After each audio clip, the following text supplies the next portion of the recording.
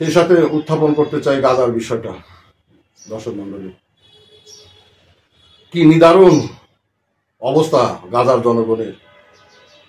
আজকে কয়েক মাস যাবৎ সেখানে কোনো খাদ্যদ্রব্য ঢুকতে দেওয়া হচ্ছে না। প্রত্যেকটা শিশু পুষ্টিহীনতায় হাড্ডিসার অবস্থা, মানুষ না খেয়ে মারা যাচ্ছে।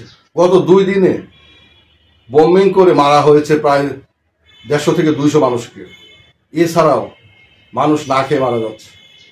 আন্তর্জাতিক চাপে ইসরায়েল মন্ত্রী পরিষদ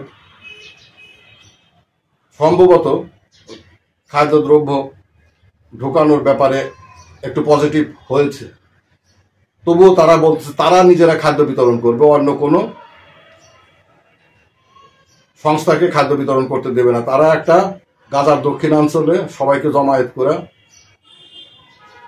তারা নিজেরা দেখে দেখে মানুষকে খাদ্য দেবে, যেন হামাসের কাছে খাদ্য না যায়। এই বিষয়টি আবার আর একটি চক্রান্তের অংশ না তো? গাজার সাধারণ মানুষকে এক জায়গায় করে তাদেরকে আবার জোরপূর্বক অন্য কোনো কোথাও পাঠিয়ে দেওয়ার কোনো চক্রান্ত নয় তো? এখন গাজার অভ্যন্তরে যে অবস্থা, তাতে খাদ্যের জন্য গাজার মানুষ যে কোনো কিছুই করতে পারে। ক্ষুধার কষ্ট কত বড় কষ্ট, সেটা তো যারা ক্ষুধায় কষ্ট পাইছে তারা জানে, আর যারা পায় নাই তারা বুঝবে না।